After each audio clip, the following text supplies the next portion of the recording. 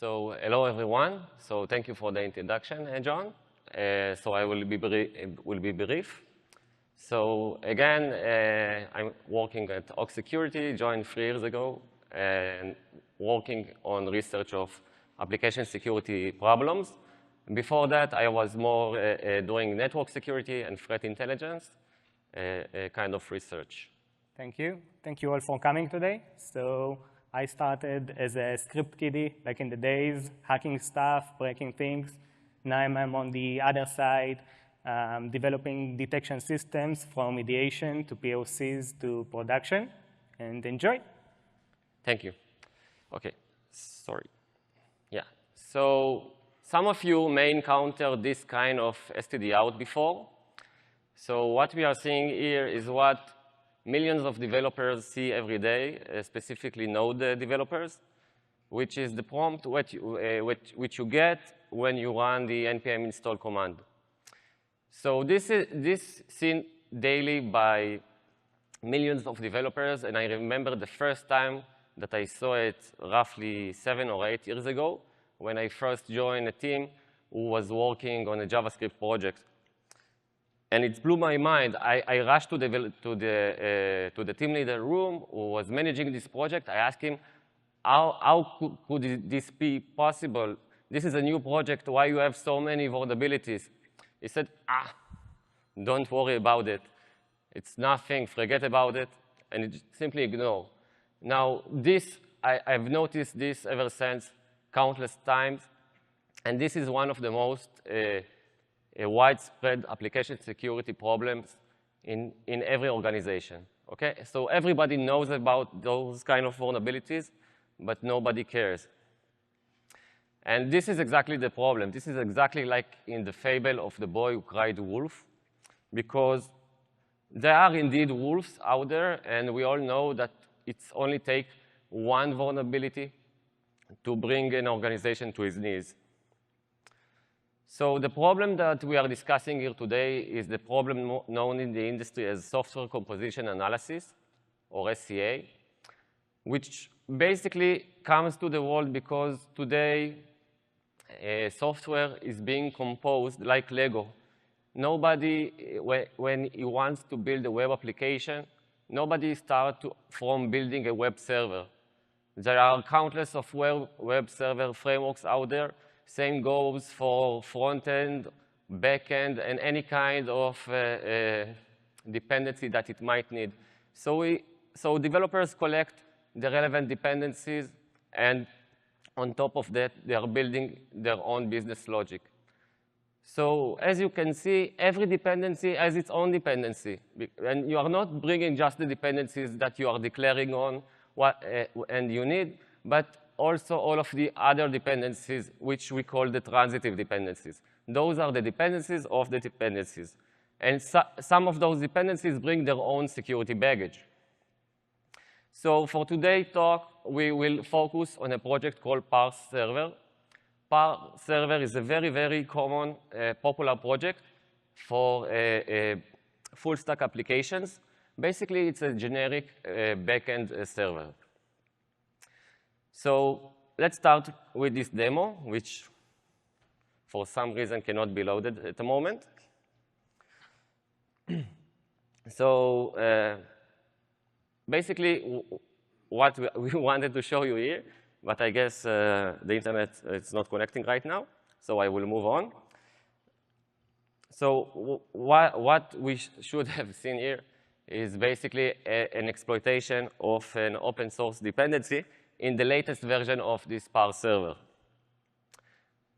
Now, unfortunately, you did not see the demo, but basically what we saw is that we crafted a malicious packet that you can see on the right side, the packet capture recording. And the POC code that was required for making this exploitation running was actually very, very simple for us to get a hold of because we didn't even have to develop it. This is actually a part of the advisory that it was published on the GitHub Security Advisory website. So this leads us to our first research question, which is, what is the likelihood of a direct vulnerability coming from an open source dependency to be exploited? So today, AppSec engineers are doing this kind of analysis on a daily basis. So it's all starting with running an SEA scan, and then starting to verify whether it's true positive or not. So we get, the AppSec engineer get the alert. He looks on the manifest file, see that indeed, in this case, this is a vulnerability in the WebSocket library with version of 8.16, which is indeed vulnerable. So then, looking on the code, we need to check that this is indeed imported. And in this case, it is. Again, this is a code coming from the parse server application. So it's not enough for it to be imported. We also need to check that it's indeed being used and used in a vulnerable way. So in this case, the argument, the default usage of the WebSocket server constructor is missing a flag, which makes it vulnerable to the header overflow that we saw earlier. That in the web request, you can see that there were many, many headers, which causes a null reference and crashes the application. So then, after verifying that that there is a possible exploitation for this open source vulnerability, start the process of the risk analysis. So we go to the advisory, to the GitHub security advisory, or to the NVD, reading about the vulnerability, looking about its severity.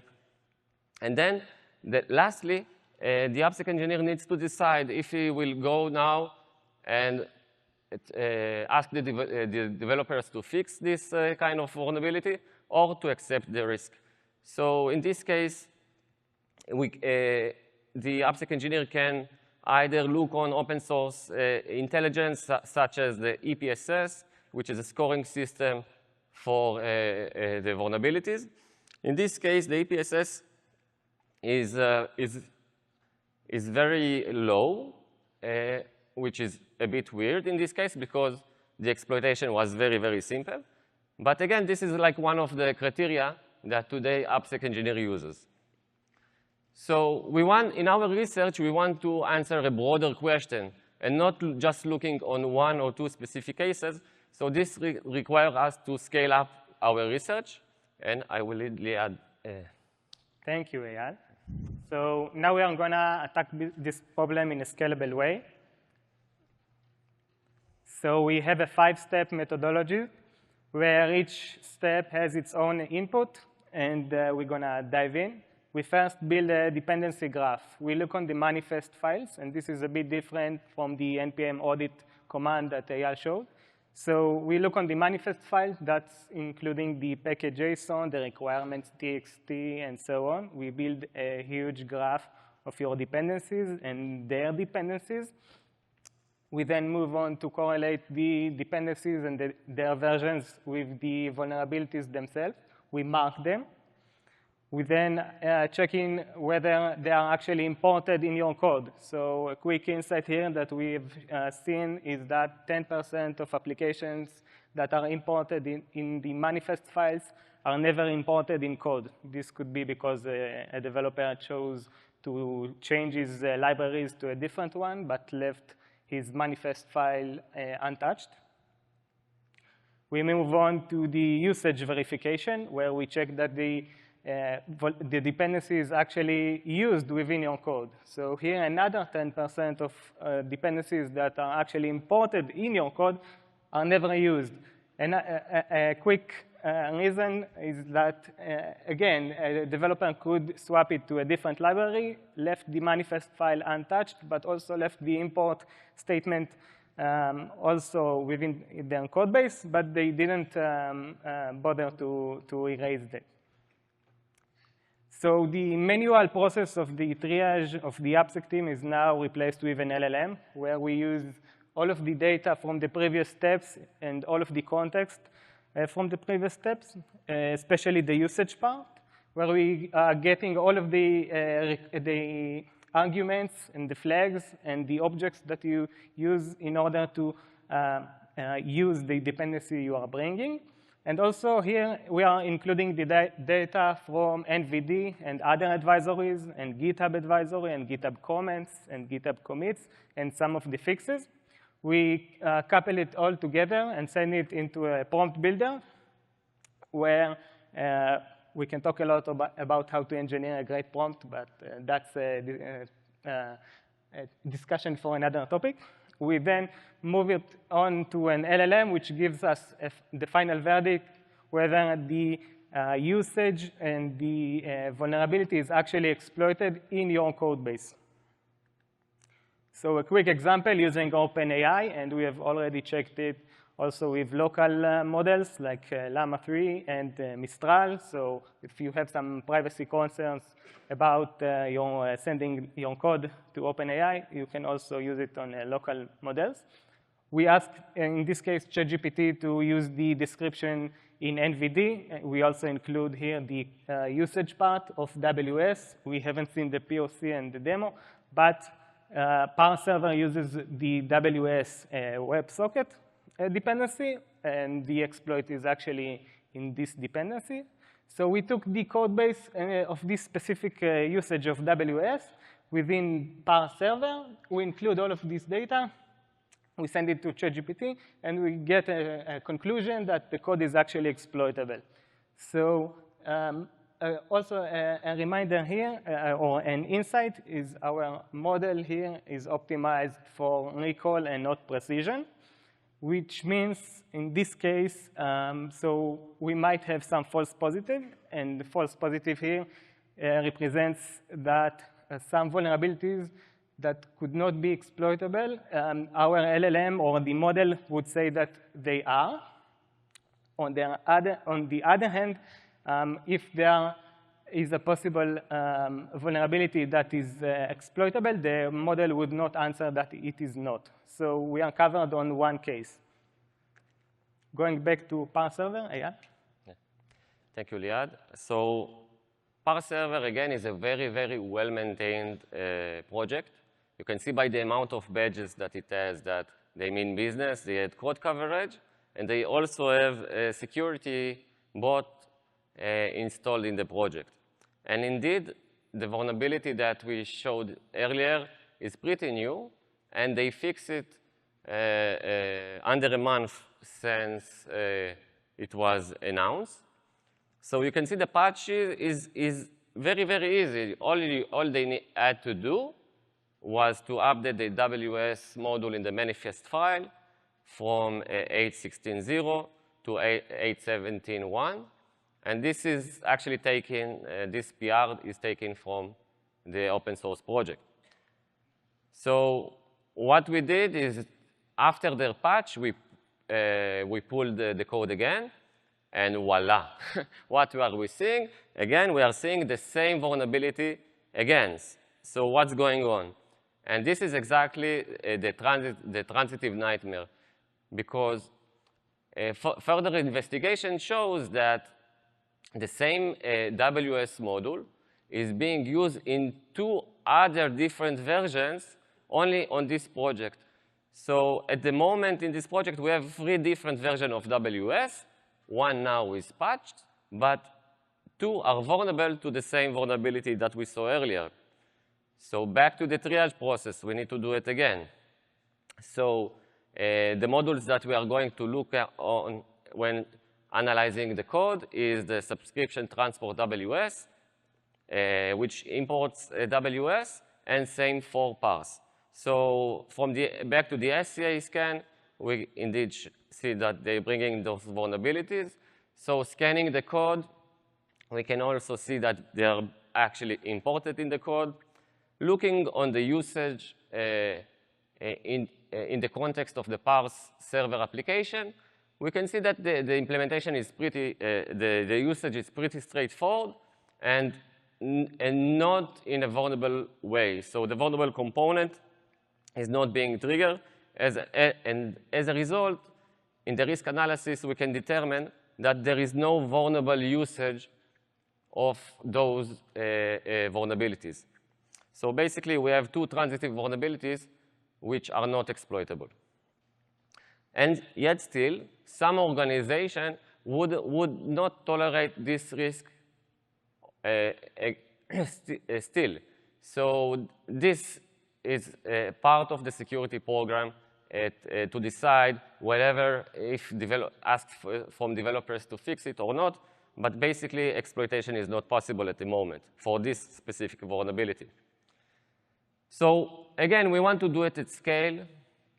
And we want to also think about all of the CVEs that we didn't analyze. So we are looking for a generic way to tackle the problem. So coming back to the CVE advisory, which has description, metrics, references, it also has another field which is important, which is the weakness enumeration, or also known as a common weakness enumeration, or CWE. Thank you. So a quick reminder, we are trying to answer what is the likelihood of a direct vulnerability being exploitable. And we have run the process of our methodology against tens of thousands of applications, both open source and closed source. We are getting all of this data and the final verdict whether they were exploitable or not. We collected all of the data, and we are now looking on the data in a perspective of CWEs. So we are going to dive into a specific example of CWE regular expression denial of service. And we are trying to answer what is the likelihood of it being exploitable and all of the CVEs under this specific CWE. We are looking on a box plot graph, and I will introduce on how to read it quickly.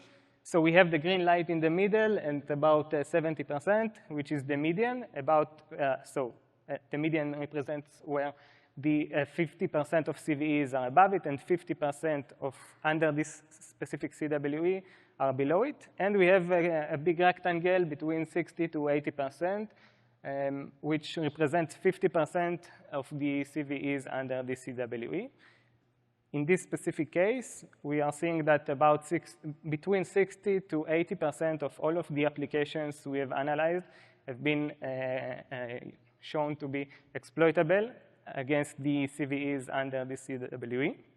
Looking on some other popular CWEs. So here we have few of them that are having more tendency to be exploitable, and some of them have are less likely to be exploitable. And this is because of several reasons. So for example, an SQL injection, and a reminder, we are talking about a vulnerability coming from a dependency you are bringing into your project and not an SQL injection within your code base. So to actually make it exploitable, we need to have all the stars be aligned together.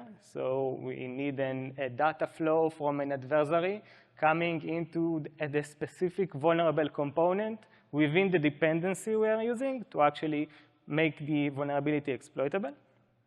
This makes it extremely hard to be exploitable. On the other hand, we have many other CWEs that we are showing that they are more likely to be exploitable.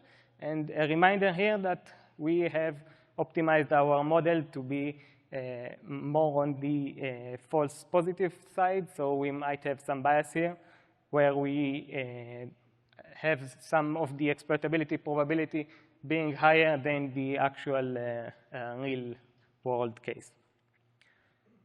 Going into our main research now, so we are trying to answer what is the likelihood of a transitive vulnerability to be exploitable. So looking on the WS dependency specifically, so we have analyzed the WS across many applications, and we are seeing that it comes as a vulnerability, as a transitive vulnerability in the vast majority of cases, looking on the general population of vulnerabilities and no WS specific. So there are about 1/3 or 30% of it coming as direct, but still the vast majority are coming as a transitive one. So a quick intuition on transitive and exploitation and the we can calculate it. So we have to understand that to make a transitive vulnerability exploitable, we have to fulfill the many preconditions. So once we go deeper and deeper, we have to fulfill all of the conditions of the direct vulnerability and the direct of the direct vulnerability. So we might we can use our CWE exploitability probability, but we now have to use to fulfill all of the requirements within the direct vulnerability. So we can calculate it and use the probability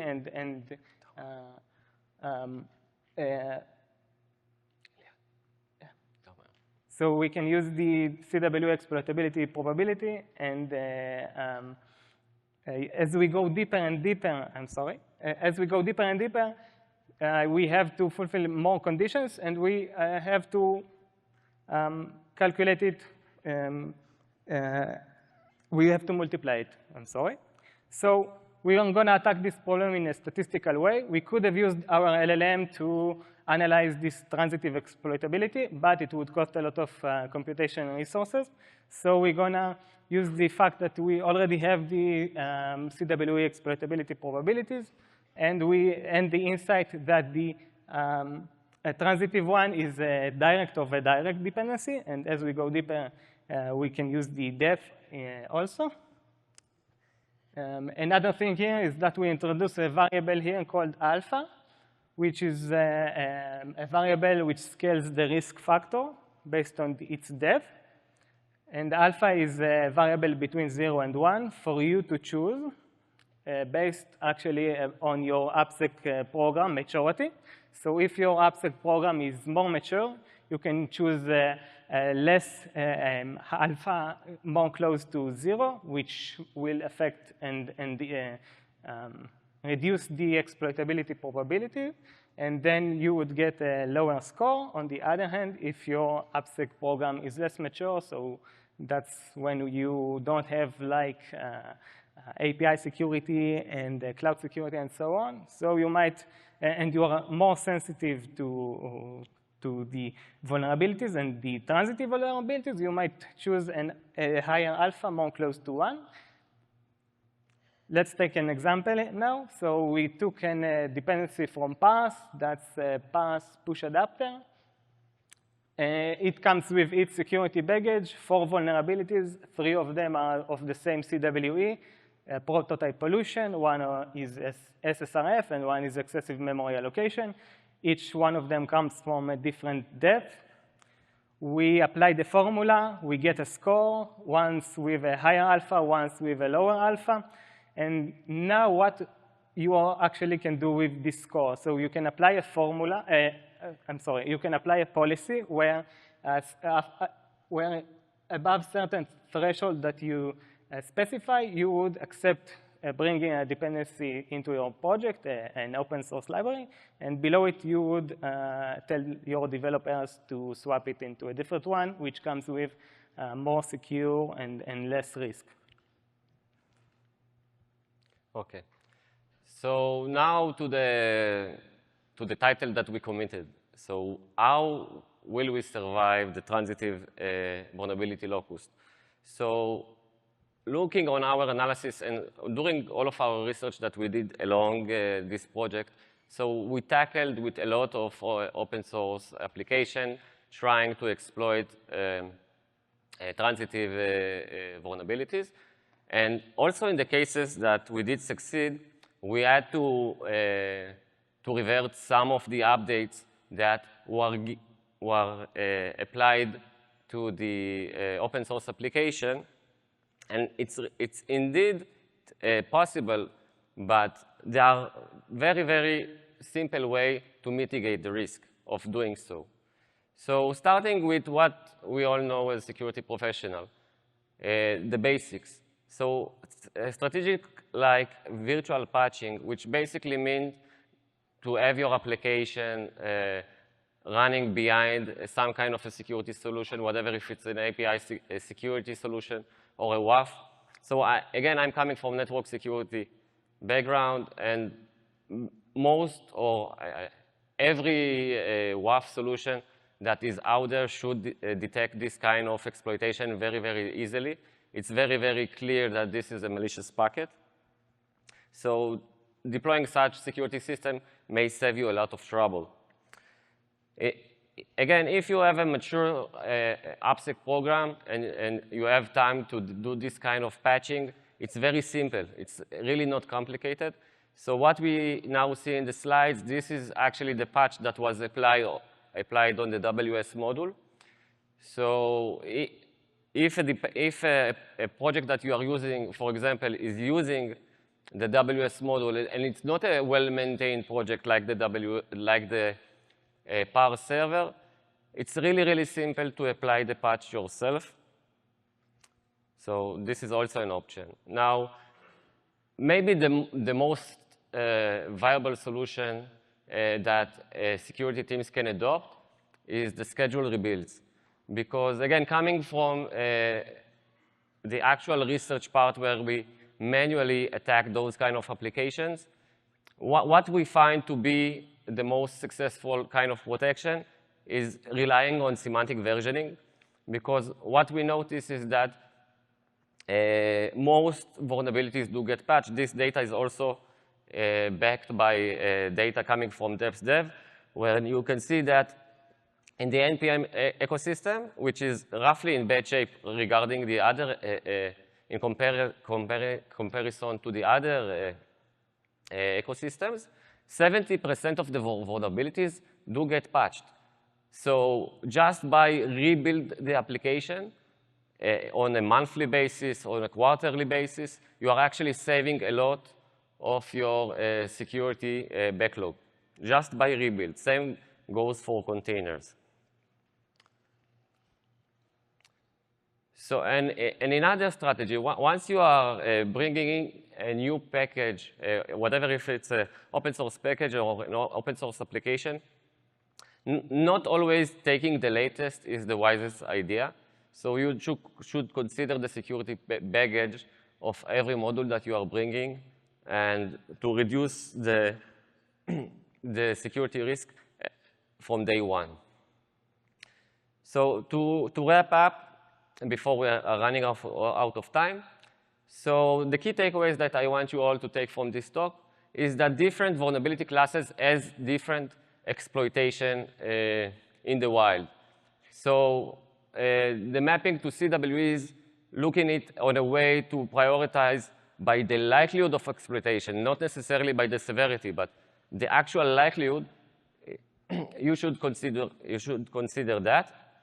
And also something that we are using in our formula is the depth of transitive dependency. As deeper the transitive vulnerability is, the less urgent it is for you to patch it because of the complexity of actually exploiting them. And lastly, a mature AppSec and DevOps program will continuously resolve this kind of risk exposure. Again, just by rebuild the application, having your ability without interfering developers, which we all know that this is a problematic point, asking developers to actually fixing their open source vulnerabilities. We also want to thank our research contribution made by Adi and Talia, which was also part of this research. And thank you. Thank you.